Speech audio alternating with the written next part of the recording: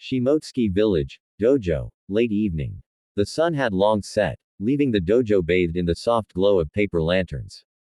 Zoro stepped through the sliding doors, his sandals echoing faintly against the wooden floor. In front of him, Kushiro was carefully inspecting the edge of a katana, his face calm and unreadable. Zoro, Kushiro said without looking up, his voice steady. You're late. And you smell of blood. Zoro shifted his weight. I ran into a bear while wandering the woods. He paused. I defeated it. Kushiro's eyes finally lifted, sharp, surprised and unyielding. Defeated it. He repeated. His gaze swept over the boy, noting the cuts on his arms and the dirt-streaked uniform. Tell me exactly how. Zoro swallowed. He recounted the encounter in detail. The charge, the first shallow strikes, the paw that almost caught him. He described how he had tried everything he knew. Every stance, every technique Kushiro had taught him.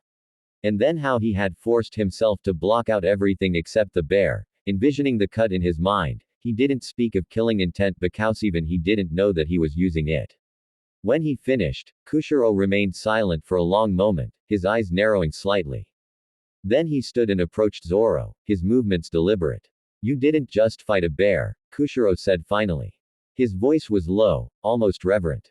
You practiced total concentration without realizing it. You reached a level of focus most seasoned swordsmen struggle to maintain, and I believe the reason why the bear was frozen and unable to move was because of the killing intent you were likely leaking. Zoro's eyes flickered with surprise. That wasn't enough. Enough. Kushiro shook his head. You were still guided by instinct.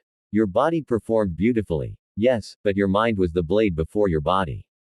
That is what I call killing intent. The ability to paralyze your opponent without moving a muscle. He crouched beside Zoro and tapped the boy's chest. Do you feel that? That tension. That is your intent. When it flows properly, it can halt even the fiercest opponent before your blade moves. Your sword becomes an extension of your will, not just of your arm. Zoro's hands tightened around Wado Ikimonji's hilt. So, it's about focus first, and then technique. Kushiro nodded slowly. Exactly. Swordsmanship is skill, precision, and elegance. But the killing intent, that is what makes you unstoppable. I've heard that others have killing intent so great that it can knock those around them unconscious. Humans, demons, beasts, it does not matter. Without it, even the sharpest blade is nothing. He stood, placing a hand lightly on Zoro's shoulder. Zoro, the greatest swordsmen are not those who swing the fastest or the hardest, they are those whose intent moves faster than the eye can follow. And today, you have taken the first real step toward that path. Zoro's lips curled into a small grin. Then I'll keep training, until I can make my intent cut before I even touch my sword. Kushiro's expression softened, a rare hint of pride in his eyes. Good. That is exactly the spirit a true swordsman must carry. Now, go rest. Tomorrow, we begin again. Zoro bowed and left the dojo, his heart racing, not from fear, but from the thrill of understanding. He knew that each lesson, each blade swing, and each moment of focus was one step closer to becoming the swordsman he was destined to be. Chapter. The rivalry rekindled. 1 year later. The sun was beginning its descent beyond the distant hills, painting Shimotsuki Village in warm amber light. The students of the dojo were finishing their daily sparring sessions, the air thick with the smell of sweat and the tang of polished wood. Zoro wiped his brow. Sparring only made him sweat. It wasn't enough to break a muscle.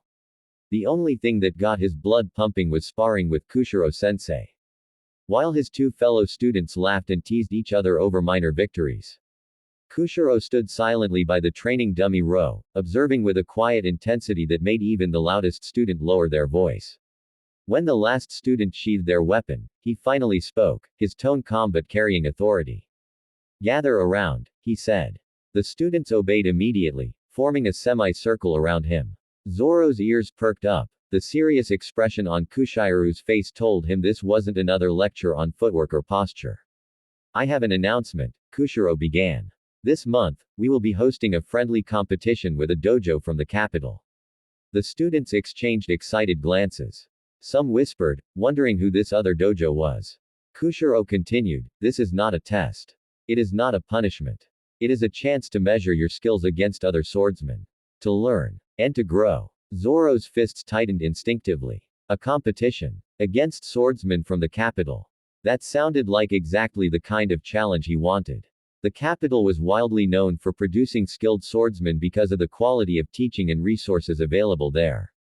Other areas produced great swordsmen but not consistently like the capital did. This was also because of opportunity. Since there was no more ongoing war, being a swordsman no longer had great benefit like in the past where you could join the samurai class. However, being a swordsman in the capital, you can get a chance to serve as a swordsman under the shogun that alone could give you nice comfortable life. This is the reason why the capital still produce skilled swordsmen. There is a special reason why I am particularly interested in this exchange, Kushiro added, his gaze drifting slightly into the past, distant yet sharp. The teacher of that school was once my rival Hyagoro the Flower. A murmur rippled through the students. Rival. The man who had trained them also patiently had been in a rivalry. The scene cuts to field in the middle of the forest where we see two figures clashing against each other. The silhouette of one of the figures had a large body and flame-like hair and a flame-like goatee. The other figure has slick back hair tied into a ponytail. Their blades clashed again and again. The older man took a large step back and got into a posture. One sword style of the flower, flaming hair of holy rage. Hyagoro and I trained in the same era, many years ago, Kushiro explained. We were both young, brash, and fiercely competitive. Our duels were long and grueling, each of us pushing the other to heights neither of us thought we could reach. He is a master swordsman. Even now, I respect him more than words can express. Back in the days he was known as Hyagoro the Flower. Zoro's eyes narrowed, imagining the intensity of such duels. He could almost see two young men, blades clashing with sparks flying, each strike ringing with intent and skill. He clenched his fist. Having a rival would be great. This competition, Kushiro continued, is not just about winning. It is about observing, learning, and refining your technique. You will see skills and approaches that are different from our own. Some of you may find yourselves challenged, perhaps even outmatched. Some of you may even gain rivals of your own from this competition. That is not a failure. That is a lesson. He crouched slightly, resting his hands on his knees as he addressed. He said, voice firm, and for the others, remember this. The measure of a swordsman is not the number of opponents you defeat, but how well you can maintain focus, adapt, and remain calm under pressure. Use your training. Use your mind. And above all, respect the blade and your opponent. For you Zoro, since you are the strongest of all the students you won't be facing off against that many competitors, however you'll be facing off against their strongest student. From what I've heard he's very strong. Wilden specializes in his own two-sword style, Kushiro said as he focused on Zoro. Whatever style they use or how strong they are, I can take them. This sounds exciting, Zoro said. Zoro clenched his fists around Wado Ikimonji's hilt at his side. He could feel the thrill rising in his chest. A real challenge, against swordsmen trained in a different school, from the capital itself. This was the kind of test he had been waiting for. Kushiro's eyes softened slightly as he looked over his students. Prepare yourselves. Train harder than ever. And when the day comes, face your opponents with courage, skill, and honor. I want each of you to show the spirit of Shimotsuki village. The students erupted in murmurs of excitement, sparring memories mingling with anticipation for the coming challenge. Zoro's mind, however, was already racing, replaying every lesson Kushiro had taught him and every battle he had been in, whether it was with an animal, another fellow student, or with Kushiro-sense. He replayed everything, the footwork, the total concentration, breathing, the focus, the intent. This was his chance. Not just to test his blade, but to see how far he had really come. And perhaps, to finally understand a little of what had driven Kushiro and Hyagoro to push themselves beyond their limits. He too was looking for a rival. Later that day, the upcoming friendly competition had motivated all the students that after they learned of it they wasted no time and jumped straight into training immediately. Zoro had just finished running and was now warming and preparing to spar with Urashima. Zoro, Urashima, the other students called out. Zoro stopped what he was doing and looked over to them. We might not be as strong as you two, but we'll make sure that we don't hold you down. One of the students said as he looked at Zoro and Urashima with intensity. Yeah, by 4 inches, the other students agreed in unison. Urashima nodded in approval. Zoro just stared at them and turned to leave, but not before saying. You heard what Kushiro-sensei said. This is not about us winning as many matches possible, but it's about you as an individual. It's about testing your limits and putting all that you learn to use. Although winning doesn't sound bad at all. With that, Zoro took his leave. You're going the wrong direction. The sparring field is on the other side of the village, one of the students yelled out. I knew that, Zoro said with embarrassment. No you didn't. The other students exclaimed comically. Blank. The sun hung high over Shimotsuki village, its rays casting a golden glow upon the tiled rooftops and winding paths. A light breeze carried the distant scent of the sea mixed with the faint metallic tang of sharpened blades, a smell that lingered ever present around the dojo. The dojo courtyard buzzed with energy the next morning. Students polished their wooden swords, swept the training grounds, and adjusted their uniforms with nervous excitement. News of Hayagoro's arrival had spread through the village overnight, and the weight of hosting guests from the capital seemed to press upon every student of the Shimotsuki dojo. Zoro, however, sat cross-legged by the well, sharpening the edge of a practice sword with a whetstone as though it were a real blade. His eyes burned with impatience. Competition, rivals, guests, tch. Doesn't matter. I'll cut them down all the same. Zoro, Kushiro's calm voice carried from the veranda. Patience. A true swordsman does not race ahead of the moment. Let the moment come to him. Before Zoro could retort, a stir at the far gate signaled the arrival of their visitors. Hayagoro walked in front, his presence commanding respect without effort. Broad-shouldered with flame-like light blue hair and a flame-like goatee, he wore round black glasses that stuck to his head tightly, his very posture exuded strength tempered by decades of discipline. Behind him marched a group of students in crisp uniforms, each carrying themselves with the straight-backed pride of the capital. Behind him trailed his students, each dressed in uniform training garb. Their postures were upright, disciplined, yet their eyes darted curiously at the village they had entered. Sensei, one of the younger students piped up as they passed the carved wooden sign bearing the village's name, Shimotsuki. The student had navy blue hair tied to a ponytail and he wore glasses. His name was Denjiro. Does this place have anything to do with that swordsman of legend we learned about? Quote. Perhaps, he replied in a low, thoughtful voice. Some say that he had descendants long ago and they decided to settle here, named it Shimotsuki village. Others claim the village was named after him, in honor of the day he saved this land from a great threat that threatened to bring the village down to the ground. His eyes lingered on the quiet homes, the villagers pausing to greet the guests with polite bows and also taking a look at the wisteria that surrounded the village. It was beautiful. History fades, but legacy remains. This village carries the weight of both. The students exchanged odd glances, their imaginations stirred. At the village gate, a local elder approached and bowed respectfully. Welcome, Boss Hayagoro, honored students. Please allow me to lead the way. Kushiro-sama awaits your arrival. The group followed through narrow paths, weaving between houses and gardens, until the wide wooden gates of the Shimotsuki dojo came into view. Its training yard was filled with students, wooden swords in hand, standing in disciplined rows. At the front stood Kushiro, calm and composed, his glasses catching the sunlight. His students, including a restless young Zoro, lined up at his side. At the veranda, Kushiro stepped forward, his students bowing at his side. He and Hayagoro locked eyes, years folding away in that single exchange. The silence stretched, thick with an unspoken history. Kushiro, Hayagoro said at last, his voice a rumbling chuckle. I see you've grown even thinner. Life in the countryside must suit you. And you, Kushiro answered with a faint smile, still carry yourself like the capital hasn't let you rest in decades. Tell me, old rival, do your students truly know what it means to hold a sword, or have you filled their heads with city airs? Laughter rippled through both sets of students, the tension loosening at their master's playful barbs.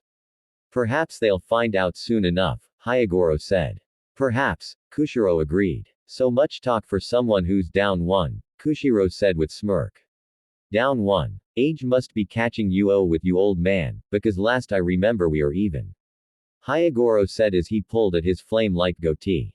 You must be the one getting old, but that is of no matter because today we will jog your memory and you will be down too, Kushiro said as he fixed his glasses. Gasps and whispers rippled through both groups of students, the tension brimming with excitement. Zoro, however, smirked, gripping the hilt of his practice sword tighter. Long ago Kushiro and Hyagoro had 80 dells with Kushiro winning 40 and Hyagoro also winning 40 of them, leaving the score tied. Due to age catching up, they couldn't duel like they used to in their youth, so to fix this problem they began competing in other areas such as who would have the best school, who taught the greatest students. Even after all that, the score remained a tie. The only thing this proved was that they were both great swordsmen and teachers. Kushiro's eyes glinted with amusement. Why don't we let our students decide that for us? The weight of rivalry hung heavy, yet it was not bitter. It was the rivalry of men who once crossed swords and respected one another for it. Just as the air seemed charged with anticipation, a moment of comic relief burst through. The courtyard brimmed with anticipation. Students straightened their backs, eyes sharpening with competitive fire. Somewhere in that moment, it was no longer just a friendly meeting, it was a spark struck between two generations. And then, "Oi, Zoro, where do you think you're going?" one of Kushiro's students yelped, tugging at Zoro's sleeve. "I'm not a kid who needs babysitting," Zoro barked, trying to wrench his arm free. "But you'll get lost again." Another chimed in. "Remember last month? You ended up 3 villages away. That was one time. 3 times. The argument exploded comically, with half the dojo trying to anchor Zoro in place as though he were some wild animal breaking loose from its leash. Hyagoro's students blinked, then burst into laughter at the sight. Even Hyagoro himself let out a belly-deep laugh, shaking his head. "Maybe if we also did that we wouldn't be running around looking for him," Hyagoro and all his students thought at the same time. Kushiro only sighed, pushing his glasses up the bridge of his nose. And so begins our friendly competition. The courtyard of the Shimotsuki dojo was alive with chatter. For the first time in years, the quiet rhythms of the village had been broken by the lively presence of outsiders, Hyagoro's students from the capital. Their uniforms were cleaner, sharper, and their bearing carried the confidence of those raised in the bustling heart of the nation. At first, the mingling was polite. Students bowed, exchanged greetings, and shared awkward smiles. But it wasn't long before egos and pride began to seep into the air.